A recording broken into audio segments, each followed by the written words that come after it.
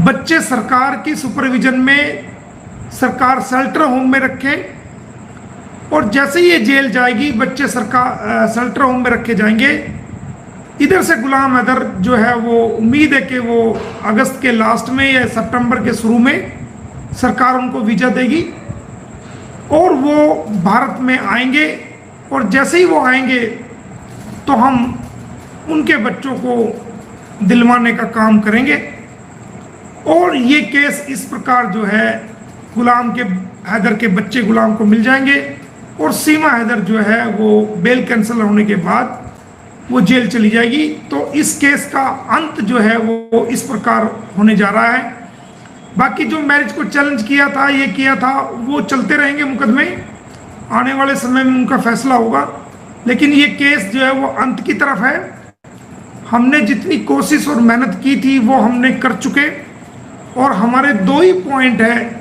Point number 1 सीमा हैदर को jail कराना, point number 2 गुलाम हैदर के बच्चों को उनसे लेके सरकारी एजेंसीज, जो सरकारी अथॉरिटीज है, उनके मातहत बच्चों को रखना। और जब गुलाम हैदर आ जाए तो गुलाम हैदर से उनकी मुलाकात करा करके बच्चों को सरकार द्वारा, अथॉरिटीज द्वारा उनको सौंपना, ऐसा हमारा कदम है, ऐसा हमारा मानना है। और ये सब हमने कार्रवाई पूरी अपनी कर चुके हैं। और इस प्रकार ये केस जो है वो अंत की तरफ आ गया है, एंड की तरफ आ गया है, निपटान की तरफ आ गया है। जो दूसरे केसेस चल रहे हैं सीमा हैदर के जेल में जाने के बाद वो चलते रहेंगे, जिनकी सज़ा उनको जो है ज़रूर मिलेगी। और हो सकता है वो साल चलें, 2 साल चलें या और लंबे चले, लेकिन इसको जेल हो जाएगी। और अगर किसी वजह से इसकी बेल कैंसलेशन नहीं होती है तो हम उसकी अपील सेशन जज के यहाँ करेंगे। अगर सेशन जज साहब से भी किसी वजह से इसकी बेल कैंसिल नहीं होती है तो हम ऑनरेबल हाई कोर्ट और ऑनरेबल सुप्रीम कोर्ट इसका रुख करेंगे। और दूसरा जो हम पॉइंट पे काम कर रहे हैं वो ये कर रहे हैं कि हम अगर चार्जशीट की वेट कर रहे हैं, अगर चार्जशीट नहीं आती है जल्दी से तो हम ये मामला उत्तर प्रदेश गवर्नमेंट से लेकर के वो हरियाणा गवर्नमेंट की तरफ, हरियाणा स्टेट की तरफ इस चीज़ को लेके आएंगे।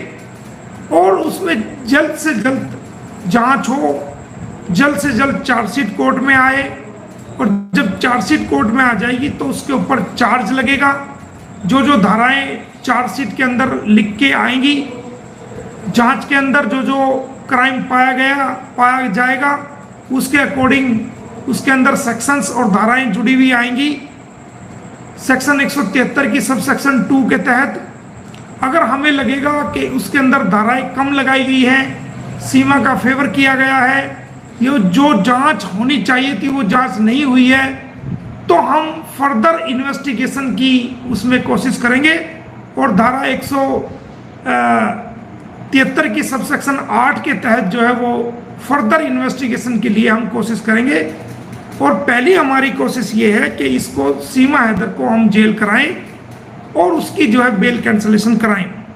दूसरा पॉइंट हमारा ये है कि अगर चार्जशीट में देरी होती है तो हम वहाँ से उत्तर प्रदेश सरकार से इसे बदलकर हरियाणा के अंदर लाने की कोशिश करेंगे, ताकि अगर कहीं किसी पॉइंट पर, किसी इशू पर सीमा हैदर के साथ अगर नरमी बरता जा रही है या उसका फेवर किया जा रहा है, उस फेवर को ख़त्म किया जा सके और भारत की जनता को ये देखने को मिले कि कानून सबके लिए बराबर है, चाहे वो भारत का वासी है, चाहे वो बाहर का वासी है, चाहे वो कहीं का है।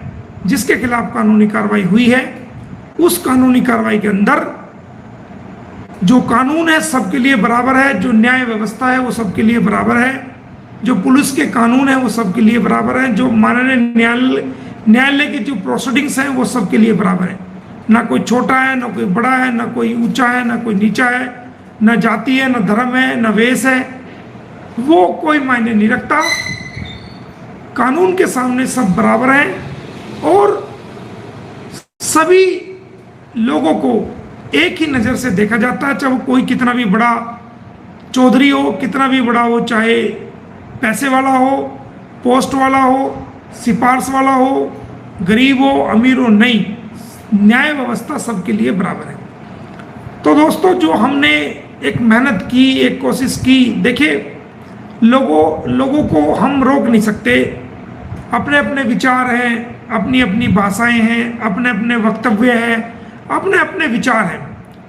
इंसान मारते का हाथ पकड़ सकता है, लेकिन इंसान बोलते हुए की जुबान को नहीं पकड़ सकता। जिन लोगों को तजुर्बा नहीं है, जिन लोगों को नॉलेज नहीं है, वो इधर उधर की बातें करते हैं, जी कुछ नहीं हो रहा, ये नहीं हो रहा, वो नहीं हो रहा। तो या तो वो कभी कोर्ट कचहरी के चक्कर में पड़े नहीं हैं, या उनके परिवार का कोई मुकदमा कोर्ट में नहीं गया है, या उन्होंने कोर्ट कचहरी से कभी वास्ता नहीं पड़ा है। उनको नॉलेज नहीं है इस बात का कि कोर्ट क्या चीज़ है, कचहरी क्या चीज़ है, मुकदमा क्या चीज़ है, थाने पुलिस क्या होते हैं, न्यायिक व्यवस्था क्या है, न्यायिक प्रक्रिया क्या है, उनमें उनको करने का क्या तरीका है, क्या क्या झेलना पड़ता है, क्या क्या करना पड़ता है, और किस प्रकार वो मुकदमे चलते हैं, कितना समय लेते हैं, और उसके लिए क्या क्या मेहनत करनी पड़ती है। इस बात का नॉलेज उन्हीं लोगों को है जिन लोगों के मुकदमों से ताल्लुक़ पड़े हैं, या जिन्होंने मुकदमों को भुगता है, या जिन्होंने मुकदमों की पैरवी करी है। हमारा तो पूरा जीवन ही बतौर वकील, जब से हम वकील बने हैं, बतौर वकील इसमें निकला है। तो हमें तो पेशेंस भी है, काम करने का तरीका भी है, और हम रिजल्ट को भी जानते हैं कि ऐसा करेंगे तो इसका क्या रिजल्ट होगा, ऐसा करेंगे तो इसका क्या रिजल्ट होगा। और हम नेगेटिव और पॉजिटिव दोनों पॉइंट्स को लेके आगे चलते हैं कि अगर इसमें नेगेटिव हुआ तो हम ऐसा करेंगे, अगर इसमें पॉजिटिव हुआ तो हम ऐसा करेंगे। क्योंकि हमारा ही नहीं बल्कि एक सफल वकील का, एक समझदार और एक संजीदा वकील का काम है कि वो अपने केस को बड़ी मजबूती के साथ ड्राफ्ट करे, सबूतों के साथ उसको अटैच करे, माननीय अदालत के सामने कानून के मुताबिक अपनी मांग रखे पिटीशन के रूप में, उसके साथ सभी दस्तावेज लगाए जरूरी, अपनी बात को कानून के मुताबिक रखे ऑनरेबल कोर्ट के सामने।